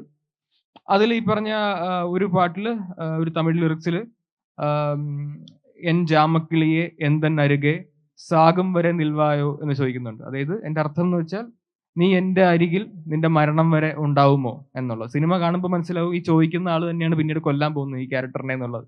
അതെനിക്ക് അറിയുന്നതുകൊണ്ടാണ് അയാളുടെ ലവ് സോങ്ങിൽ നീ എൻ്റെ ഒപ്പം നിന്റെ മരണം വരെ എൻ്റെ ഒപ്പം നീ ഉണ്ടാവുമോ എന്ന് ചോദിക്കാൻ കാരണം. സിനിമ കാണുമ്പോൾ അതിന്റെ ബാക്കി നിങ്ങൾക്ക് കിട്ടും. അപ്പൊ എന്ന് പറഞ്ഞ പോലെ ഏത് സ്ക്രിപ്റ്റും ക്യാരക്ടറൈസേഷനും അതിന്റെ ഒരു മീറ്ററും ഒക്കെ മനസ്സിലാവുമ്പോഴാണ് നമുക്ക് കുറെ വാക്കുകളുള്ളതിൽ ഏത് വാക്ക് നമ്മൾ ഉപയോഗിക്കണം എന്ന് തിരഞ്ഞെടുക്കാനും ആ പാട്ടിനെ മൊത്തത്തിൽ എങ്ങനെ അപ്രോച്ച് ചെയ്യണം എന്നുള്ള വൊക്കാബുലറി ഡിസൈഡ് ചെയ്യാനും ഹെൽപ്പ് ചെയ്യുന്നത്. സോ ഇപ്പൊ ലിറിസിസ്റ്റിന്റെ കാര്യം പറഞ്ഞപ്പോൾ തന്നെ ഇപ്പൊ ഒരു സ്ക്രീൻ പ്ലേ റൈറ്റർ ആയിട്ട് വിനായക് എത്താണ് റോസ് ലൈൻ സീരീസിലേക്ക്. അത് എങ്ങനെയാണ് ഇതിലേക്ക്, നമ്മൾക്ക് പാട്ട് എഴുതി മാത്രം കണ്ട് ശീലമുള്ള ഒരാളാണ്, എല്ലാ ജോണർ ഓഫ് സോങ്സും ട്രൈ ഔട്ട് ചെയ്യുന്ന ഒരാളാണ്, ഇത് എങ്ങനെ സ്ക്രീൻ പ്ലേയിലേക്ക് എത്തിയാൻ? What is rose line? ഇപ്പോൾ മനസ്സിലാവാത്തവർക്ക് പറയാം, ഞാൻ ഇടയ്ക്ക് സ്ക്രീൻ പ്ലേ എഴുതിയത് ഒരു ഹോട്ട്സ്റ്റാർ സീരീസ് ആയിട്ട് ഷൂട്ട് കഴിഞ്ഞ് അടുത്ത മാസം റിലീസാവും. അത് കഴിഞ്ഞ ദിവസമാണ് അനൗൺസ് ആയത്. റോസ്ലിൻ എന്നാണ് സീരീസിന്റെ പേര്. അത് ഞാൻ ലോക്ക്ഡൗണിൽ വേറെ പാട്ട് എഴുതാൻ ഉള്ള അവസരങ്ങളോ പണിയോ ഒന്നും ഇല്ലാതെ നമ്മളെല്ലാം ലോക്ക്ഡൗണിൽ വെറുതെ കുത്തിയിരിക്കുന്ന ഒരു സമയം ഉണ്ടായിരുന്നു, എനിക്കും ഉണ്ടായിരുന്നു. അപ്പോൾ എനിക്ക് തോന്നിയൊരു കഥ ഞാൻ എഴുതി വന്നപ്പോൾ അത് തിയേറ്റർ മെറ്റീരിയൽ അല്ലെന്ന് തോന്നി. അപ്പോൾ അത് വെബ് സീരീസിന് വേണ്ടി പിച്ച് ചെയ്തു. അങ്ങനെ അത് വെബ് സീരീസ് ആയി ഷൂട്ട് കഴിഞ്ഞു. ജിത്തു ജോസഫാണ് ഷോ റണ്ണർ. മിസ്റ്ററി എഴുതുന്ന പാട്ടുകളിൽ നിന്നൊക്കെ വ്യത്യസ്തമായി മിസ്റ്ററി, സൈക്കോളജിക്കൽ ഡ്രാമയൊക്കെയാണ് അതിന്റെ ജോൺറേ വരുന്നത്. അപ്പോൾ നിങ്ങൾ അത് കണ്ടിട്ട് ബാക്കി അറിയിക്കുക. പിന്നെ എപ്പോഴും script writing and directorial aspirations ഉള്ള ആളായിരുന്നു. നീ പറഞ്ഞ ലിറിക്സിലാണ് ആദ്യം ചാൻസ് കിട്ടിയെന്നുള്ളതുകൊണ്ട് ഇങ്ങനെ ലിറിക്സ് ഒരു 10-200 പാഠം ഇങ്ങനെ എഴുതി പോയെന്നേ ഉള്ളൂ. അപ്പോൾ ഇന്നല്ലെങ്കിൽ നാളെ അതൊക്കെ ശ്രമിക്കാൻ തന്നെയാണ് ആഗ്രഹം. എനി മോർ ക്വസ്റ്റ്യൻസ് ഉണ്ടോ? ഓക്കെ, സോ നമ്മൾ ഇരിക്കുന്ന വേദി ഫ്യൂച്ചറിനെ കുറിച്ച് സംസാരിക്കുന്ന ഒരു വേദിയാണ്. സോ അതുകൊണ്ട് തന്നെ ഞാൻ ചോദിക്കുകയാണ്, സിനിമ എത്രത്തോളം AI ആയിട്ട് ഇൻഫ്ലുവൻസ്ഡ് ആയി മാറിയേക്കാം എന്നുള്ളൊരു ക്വസ്റ്റ്യൻ, ഒരു ഡിസ്കഷൻ നമുക്ക് വരാൻ പറ്റുന്ന ഒരു സ്റ്റേജാണ്. ബിക്കോസ് ഇപ്പം തന്നെ വീട്ടിൽ പലരും തിയേറ്ററുകൾ കൊണ്ടുവന്ന് തുടങ്ങിയിട്ടുണ്ട്. OTT പ്ലാറ്റ്ഫോംസിന് കൂടുതൽ ആൾക്കാർ ഡിപ്പെൻഡ് ചെയ്ത് തുടങ്ങിയിട്ടുണ്ട്. സോ സിനിമയും AI ആയിട്ടുള്ള കൊളാബറേഷൻ എത്രത്തോളം അത് യൂസ്ഫുൾ ആകാം in future, and what do you expect? ആദ്യം ജിനു പറഞ്ഞു. നമ്മൾ ഓൾറെഡി ഒരുപാട് ഡിസ്കസ് ചെയ്തിട്ടുള്ള ടോപ്പിക്കുകൾ പെടുന്നതാണ് AI-യുടെ അഡ്വാൻസ്മെന്റ് കൊണ്ട് സിനിമയ്ക്ക് എന്തൊക്കെ ഗുണങ്ങളുള്ളത്. ഓൾറെഡി കഴിഞ്ഞ കുറച്ച് വർഷങ്ങളായിട്ട് ഇപ്പം ഹോളിവുഡിലൊക്കെ നോക്കുകയാണെങ്കിൽ ഏറ്റവും കൂടുതൽ AI ഉപയോഗിക്കപ്പെടുന്നത് ഡി-ഏജിങ്ങിന് വേണ്ടി ഉപയോഗിക്കാറുണ്ട്, അല്ലെങ്കിൽ ഒരുപാട് പ്രീ വിഷ്വലൈസേഷന് വേണ്ടി ഉപയോഗിക്കാറുണ്ട്. ഈ പ്രീ പ്രൊഡക്ഷൻ ഏറ്റവും എനിക്ക് തോന്നുന്നൊരു 30% അതിൻ്റെ ടൈം ഏറ്റവും കൂടുതൽ കുറയ്ക്കാൻ പറ്റിയിട്ടുള്ളത് AI തന്നെയാണ്. ഇതൊക്കെ നമുക്ക് അറിയുന്ന കാര്യങ്ങളാണ്. പക്ഷേ ഞാൻ എൻ്റെ സ്വപ്നത്തിലുള്ളൊരു കിനാശ്ശേരി പറഞ്ഞോട്ടെ, ഭാവിയിൽ അടുത്ത ഒരു 5-10 വർഷത്തിലുള്ള AI ഭയങ്കര ഡൈനാമിക് ആയിട്ട് ആളുകളുടെ ഇഷ്ടങ്ങൾ അനുസരിച്ചിട്ട് മാറാൻ പറ്റുന്ന ഒരു സാധനമാണല്ലോ. ഒന്ന് ആലോചിച്ച് നോക്കൂ, നമ്മൾ ഒരു സിനിമ തിയേറ്ററിൽ ഒരു 100-500 പേർ ഇരിക്കുകയാണ്. ഈ 500 പേർക്ക് ശരിക്കും ഏറ്റവും കൂടുതൽ ആളുകൾക്ക് ഏത് തരത്തിലുള്ള ഒരു കോണ്ടന്റ് ആണ് ഇഷ്ടം എന്ന് സ്വാഭാവികമായിട്ടും AIക്ക് മനസ്സിലാകാം. കാരണം അവർ കയറി വരുന്നവരുടെ ഇൻട്രസ്റ്റ് വെച്ചിട്ട് ഇപ്പോൾ അൽഗോരിതം നമ്മൾ കാണുന്ന പോലെ തന്നെ അത്രയും പേർക്ക് ഏറ്റവും ഇഷ്ടമുള്ള ക്ലൈമാക്സ് എന്താണെന്ന് അവിടെ വെച്ച് AI ഡിസൈഡ് ചെയ്തിട്ട് നമ്മുടെ സിനിമയിലുള്ള ഏറ്റവും ബെസ്റ്റ് ആയിട്ടുള്ള ക്ലൈമാക്സ് ഓപ്ഷനായിട്ട് കൊടുക്കാൻ പറ്റുന്ന ഒരു അവസ്ഥ ആലോചിച്ച് നോക്കും. അതാണ് ഏറ്റവും രസമുള്ള കാര്യം. ഈ ലാസ്റ്റത്തെ 20 മിനിറ്റ് ഹൈ തന്നില്ല എന്ന് പറയുന്നവർക്ക് എക്സാക്ട്ലി ഒന്ന് ആലോചിച്ചു. നമ്മൾ പണ്ട് ഹരികൃഷ്ണൻസിനകത്ത് മറ്റേ ഇലയിട്ടിട്ട് ഏതാ തീരുമാനിക്കും. ഇപ്പം നോർത്തേൺ കേരള സൈഡിലേക്ക് മമ്മൂക്കയാണ് ആ ഇല വീഴുന്നതെങ്കിൽ ഇപ്പുറത്തേക്കും ലാൽ സാറിനായിരുന്നു. പക്ഷെ അതിന് പകരമായിട്ട് ആ ഇരിക്കുന്ന ഓഡിയൻസിൽ ഏറ്റവും കൂടുതൽ ആളുകൾ ഇഷ്ടപ്പെടുന്ന ഒരു ക്ലൈമാക്സിലേക്ക് നമ്മളുടെ സിനിമയ്ക്ക് എത്തിക്കാനായിട്ട് എക്ക് മാത്രമേ സാധിക്കുകയുള്ളൂ. അങ്ങനെയുള്ളൊരു ഫ്യൂച്ചറും കൂടിയാണ് ഞാൻ ആഗ്രഹിക്കുന്നത്. ഈ ടെക്നിക്കലി ചിലപ്പോൾ ഒരുപാട് അഡ്വാൻസ്മെൻറ്റ് ഇതിന് ശേഷം വരും. പക്ഷേ ഇങ്ങനെയുള്ള ഒരു സ്ഥലത്തേക്കും കൂടെ കൊണ്ടുപോകണം, ഇമോഷണലി കൂടെ കണക്ട് ആവണം എന്നാണ് എനിക്ക് തോന്നുന്നത്. ഇറ്റ് ഷുഡ് ഹാപ്പൻ അല്ലേ? അല്ലെ, വിനായകനോടും എനിക്ക് ആ ഒരു ഏരിയ തന്നെയാണ് ചോദിക്കാനുള്ളത്. പാട്ടുകൾ മെജോറിറ്റി എല്ലാവരും പറയുന്നു ഓരോരോ ജനറേഷൻ കഴിയുന്ന സമയത്ത് ഇനിയൊക്കെ ഇങ്ങനത്തെ പാട്ടുകൾ വരുമോ, ഇങ്ങനത്തെ പാട്ടുകൾ എഴുതണ്ട, അല്ലെങ്കിൽ കുറച്ചും കൂടെ റോക്ക് ആക്സെപ്റ്റിലേക്ക് നമുക്ക് പോകാമെന്നൊക്കെ പറയും. ബട്ട് സ്റ്റിൽ ഇപ്പോഴും കുഞ്ഞിക്കവൾ മേഘമ ഇറങ്ങിയപ്പോൾ ഒരുപാട് പേര് കണക്ട് ചെയ്യുന്ന ട്രെൻഡിങ് ആയിട്ടുള്ള സോങ് ആണ്. ഇൻ ഫ്യൂച്ചർ ഞാൻ ഒരു 50 വർഷമൊന്നും പറയുന്നില്ല, മേ ബി ആഫ്റ്റർ 5 years ഒക്കെ നമ്മുടെ സോങ്സിന്റെ ട്രെൻഡ് ഇങ്ങനെ തന്നെ നിലനിൽക്കുമെന്ന് തോന്നുന്നുണ്ടോ? ഇല്ല, സോങ്ങിന്റെ കാര്യത്തിൽ ട്രെൻഡ് എങ്ങനെ പോകുന്നു എനിക്ക് യാതൊരു ഐഡിയ ഇല്ല. കഴിഞ്ഞൊരു 5 വർഷം ഐഡിയ ഉണ്ടായിരുന്നില്ല, ഇനിയുള്ള 5 വർഷം എങ്ങനെ പോകുന്നു എനിക്ക് യാതൊരു ഐഡിയ ഇല്ല. കാരണം വളരെ റാപ്പിഡ്ലി ചേഞ്ചിങ് ആയിക്കൊണ്ടിരിക്കുകയാണ്, ട്രെൻഡ്സ് മാറുന്നു. പാരലി മലയാളത്തിൽ ഇവിടെ സിനിമാ പാട്ടല്ലാതെ ഇൻഡിപെൻഡന്റ് മ്യൂസിക് എന്ന് പറഞ്ഞൊരു സ്ട്രീം വളരെയധികം പോപ്പുലറായി വന്ന് ഇൻഡിപെൻഡന്റ് മ്യൂസിക്കിലെ സൂപ്പർ സ്റ്റാർസ് ഇവിടെ മ്യൂസിക്കിൽ ഉണ്ടായിക്കൊണ്ടിരിക്കുന്ന ഒരു കാലത്താണ് നമ്മൾ സംസാരിക്കുന്നത്. അപ്പോൾ ഇത് എങ്ങോട്ട് പോകും എന്ന് എനിക്ക് യാതൊരു ഐഡിയ ഓണസ്റ്റ്ലി ഇല്ല. പക്ഷേ അത് നമുക്ക് നമ്മുടെ വർക്കിൽ ഒരു ഷ്യൂരിറ്റി ഉണ്ടെന്നുണ്ടെങ്കിൽ നമുക്ക് അതിൽ നിന്ന് മാറിയും ട്രൈ ചെയ്യാം എന്നുള്ളതിൻ്റെ ഉദാഹരണങ്ങളാണ് ഇപ്പോൾ ഈ കഴിഞ്ഞ ദിവസങ്ങളിൽ വന്നുകൊണ്ടിരിക്കുന്നത്. ഇപ്പോൾ ആശാൻ അടക്കമുള്ള സിനിമകളിൽ ഇപ്പോൾ പാട്ടുകൾ പണ്ട് 6 മിനിറ്റ് 7 മിനിറ്റ് ഒക്കെ ഉണ്ടായിരുന്നു, അത് അതിന് 5 ആയി 4 ആയി 3 ആയി. ഇപ്പോൾ 2.5 മിനിറ്റ് 2.25 മിനിറ്റ് വരുമ്പോൾ തന്നെ പാട്ടിൽ ലെങ്ത് കൂടിപ്പോയി എന്ന് ടെൻഷൻ അടിക്കുന്ന ഒരു കാലഘട്ടത്തിൽ ഞങ്ങളുടെ ആശാനിലെ അവസാനം ഇറങ്ങി ചിറകെ പാട്ട് എടുത്ത് നോക്കി 6 മിനിറ്റ് ഉണ്ട്. അപ്പോൾ അങ്ങനെയും നമ്മളിത് മനസ്സിലാക്കി കഴിഞ്ഞാൽ, നമ്മൾ റൂൾ മനസ്സിലാക്കി കഴിഞ്ഞാൽ പിന്നെ നമുക്ക് റൂൾ ബ്രേക്ക് ചെയ്യാനും പറ്റും.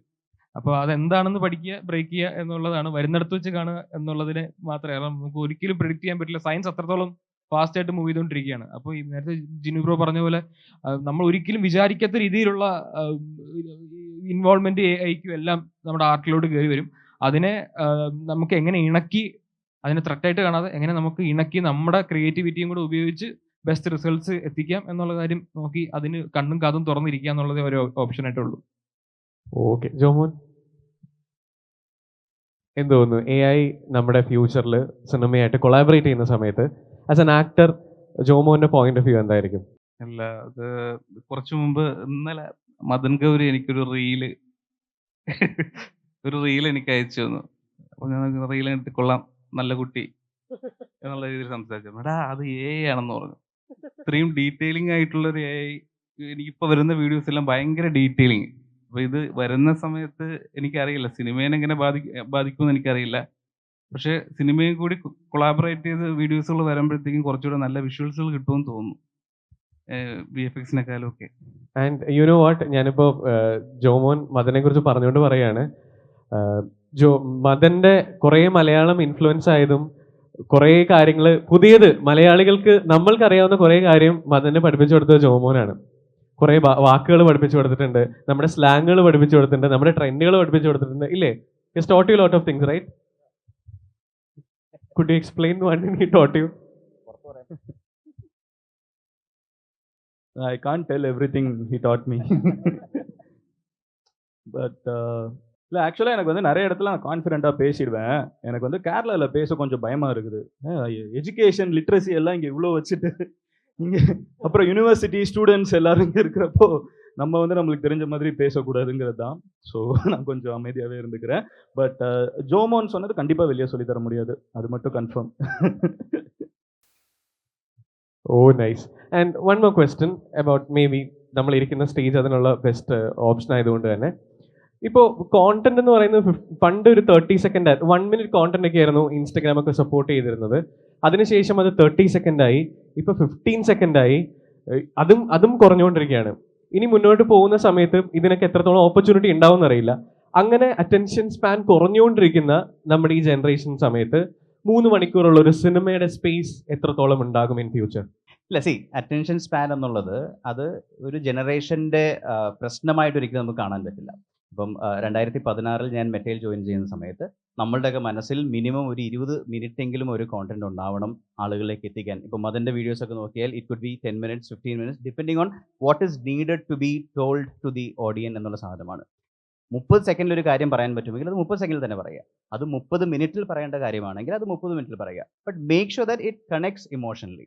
ഏതൊരു സാധനവും, അത് സിനിമയാണെങ്കിലും 5 സെക്കൻഡിലെ വീഡിയോ ആണെങ്കിലും, അത് ഇമോഷണലി കണക്ട് ചെയ്യാൻ സാധിച്ചാൽ, അതൊരു ഇമേഴ്സീവ് എക്സ്പീരിയൻസ് കൊടുക്കാൻ സാധിച്ചാൽ, അങ്ങോട്ട് ബാക്കി പറയാനല്ലേ, ഇമേഴ്സീവ് എക്സ്പീരിയൻസ് കൊടുക്കാൻ സാധിച്ചു കഴിഞ്ഞാൽ അത് 30 മിനിറ്റ് ആണെങ്കിലും 3 മണിക്കൂറാണെങ്കിലും 3 സെക്കൻഡ് ആണെങ്കിലും പീപ്പിൾ വുഡ് വാച്ച് ഇറ്റ്. അങ്ങനെയാണ് ഞാൻ അതിനെ കാണുന്നത്. And do you have an answer for that? അല്ല, ചേട്ടൻ പറഞ്ഞത് തന്നെയാണ് എനിക്ക് പറയാനുള്ളത്. കാരണം ഇപ്പം എല്ലാവരും പറയല്ല, അങ്ങനെ ഒരു ഏജ് ലിമിറ്റ് ഇല്ലാതെ എല്ലാവരും റീൽസ് വാച്ച് ചെയ്തുകൊണ്ടിരിക്കുന്ന ഒരു ടൈമാണ്. അപ്പം ഈ പറഞ്ഞ പോലെ 1 മിനിറ്റിന് 30 സെക്കൻഡ്സ് ആയി, 15 സെക്കൻഡ്സ് ആയി. പക്ഷെ നമ്മൾ നല്ലൊരു സിനിമ കാണാൻ ആ ഒരു തിയേറ്ററിൽ ഇരിക്കുമ്പം നമ്മുടെ ആ ഒരു എനർജി ഷെയർ ചെയ്യുന്നു. നമ്മൾ ആ ഒരു ഫസ്റ്റ് ഡേ ഫസ്റ്റ് ഷോ എന്നൊക്കെ പറയുന്നത് അതൊക്കെ ഒരു ഇമോഷനാണ് സിനിമയെ അല്ലെങ്കിൽ മലയാളികളെ സംബന്ധിച്ച്. അപ്പം നമ്മുടെ ഹ്യൂമൻസിന് ഫീലിങ്സ് ഉള്ളിടത്തോളം കാലം നല്ല സിനിമകൾ വന്ന് നമ്മളെല്ലാവരും അംഗീകരിക്കും. അതിപ്പോൾ ഏത് ജനറേഷനിലുള്ള ആൾക്കാരാണെങ്കിലും അത് പോയി കാണും. അതിപ്പോൾ 2 മണിക്കൂറാണെങ്കിലും 3 മണിക്കൂറാണെങ്കിലും അവരെ പിടിച്ചിരുത്താൻ കഴിയുന്ന ആ ഒരു ഓണസ്റ്റി അതിനുണ്ടെങ്കിൽ അത് ഇതിനൊന്നും ബാധിക്കില്ല എന്നാണ് എനിക്ക് തോന്നുന്നത്. യെസ്, എനിക്കും അത് തന്നെയാണ് തോന്നുന്നത്. കാരണം അറ്റൻഷൻ സ്പാൻ അല്ല, നമ്മുടെ കോണ്ടന്റ് എത്രത്തോളം ഇമ്പോർട്ടൻ്റ് ആണ് എന്നുള്ളതാണ്. പിന്നെ അതിൽ ഹുക്കും. യെസ്, നമുക്ക് ഒരു ക്വസ്റ്റനും കൂടി ഉണ്ട്. Hi sir, my question is to Madan sir. ஓ எனக்கு தானா? சரி சொல்லுங்க. Sir, daily consistent video போடுறீங்கல்ல, so how you get ideas? Or daily ஒரு வீடியோ போடும்போது ஒரு ஐடியாஸ் வரும் இல்லையா, so how do you get content ideas? அது ஊர்ல நடக்கிறது தானே, ஸோ அதை எடுத்து பேசிட்டு தான். இன்டென்ஷனலாக தேடுறது கிடையாது. கமெண்ட் செக்ஷனில் ஸ்குவாடே கேட்டுருவாங்க, ஸோ அதுலேருந்தே எடுத்து பேசிட்டு தான். அண்ட் ஒரு விஷயம் நான் இந்த மூவி பற்றி டிஸ்கஸ் பண்ணுறப்ப I think we missed one thing. More then everything I think ஆஷான் வந்து it's a celebration of Indran sir. Indran sir வந்து எனக்கு வந்து பார்த்துருக்கேன், பட் இங்கே வந்ததுக்கப்புறம் அவங்க கூட பேசுகிறப்போ அவங்களோட எக்ஸ்பீரியன்ஸ், அவங்களோட ஆக்டிங் ஸ்கில் அண்ட் அவங்களோட ஜேர்னி, அவங்க காஸ்டியூம் டிசைனராக வந்து இந்த இண்டஸ்ட்ரிக்குள்ளே வந்துட்டு இன்னைக்கு இவ்வளோ பெரிய ஒரு இடத்துல இருக்காங்க, awards across the country. So அவங்க இன்னைக்கு இங்கே இல்லை, பட் அவங்கள மீட் பண்ணுவேன், ஹோப்ஃபுல்லி இந்த டூரில் மீட் பண்ணுவேன். அண்ட் அவங்களோட ஆக்டிங் ஐ திங்க் மலையாளம் சினிமாவில் நிறைய பேரை செலிப்ரேட் பண்ணுறோம், லைக் மம்முக்கா, லாலட்டன். இந்திரன் சார் வந்து இஸ் நோலெஸ். அவங்களோட ஆக்டிங் குவாலிட்டி, அவங்களோட மொமெண்ட்ரி ரியாக்ஷன் எல்லாமே வந்து அவ்வளோ இருந்துச்சு. அதை க்ளோஸாக பார்க்குறதுக்கு வந்து எனக்கு ரொம்ப it was a blessing. So அதுக்குமே வந்து ஆஷான் டீமுக்கு thanks for making that happen. Yeah, and we have one more question too. Yeah. Ma'am, it's to you. Two things. ഒരു പ്രൊഡ്യൂസർ എന്ന രീതിക്ക് what is more difficult for you to handle? And നമ്മൾ usually producer എന്ന് പറയുമ്പോഴത്തേക്ക് it's always നമ്മുടെ മനസ്സിൽ വരുന്ന cash dealings ആണ്. അതിനപ്പുറം ഒരു പ്രൊഡ്യൂസർ ഉണ്ടെന്നാണ് ഞാൻ വിശ്വസിക്കുന്നത്. The role continues more than money. So what was difficult for you as the role of a producer? And yes, it is beyond money. So what are the roles that you handle? ഏറ്റവും ഡിഫിക്കൽട്ടായിട്ട് എനിക്ക് തോന്നുന്നു ഒരു നമ്മുടെ ഒരു financial സൈഡിലോട്ട് വരുമ്പോഴാണ് നമ്മൾ മോസ്റ്റ്ലി നമുക്കിപ്പം നമ്മൾ വിചാരിക്കാത്ത ആ ഒരു ബഡ്ജറ്റിലോട്ട് മൂവി പോകുന്നു. ആ ഒരു ടൈമിലാണ് നമ്മൾ സ്ട്രഗിൾ ചെയ്യുന്നത്. ഓഫ് കോഴ്സ് എപ്പോഴും ഫിനാൻഷ്യൽ സൈഡ് തന്നെയാണ്.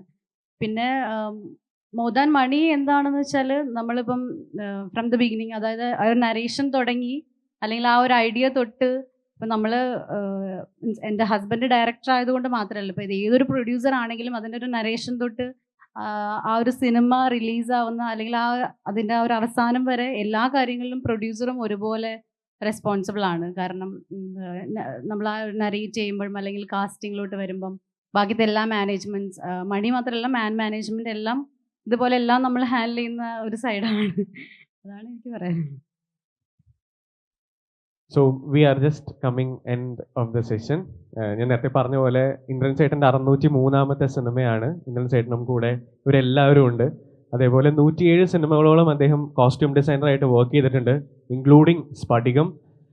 നമുക്ക് ഗപ്പി തന്നവരാണ്, അമ്പിളി തന്നവരാണ്, രോമാഞ്ചം തന്നവരാണ്. അവർ നമുക്ക് അടുത്തത് നമ്മുടെ ആശാനായിട്ട് വരികയാണ്. സോ ഈ വരുന്ന ഫെബ്രുവരി 5 തിയേറ്റേഴ്സിലേക്ക് അവരെത്തുകയാണ്. So we'll promise that we'll all watch that in theaters and directly നമുക്ക് ഇൻസ്റ്റാഗ്രാമിലേക്ക് എന്നെ DM ചെയ്യാം. നമുക്ക് ഇൻസ്റ്റാഗ്രാം ആണല്ലോ കുറച്ചുകൂടെ comfortable. So share your feedbacks and thank you so much for joining today. പക്ഷേ പോകുന്നതിന് മുമ്പ് നിങ്ങൾക്കൊരു ലൈവ് കാരിക്കേച്ചർ ഇവിടെ നിന്ന് ഗിഫ്റ്റ് ആയിട്ടുണ്ട്.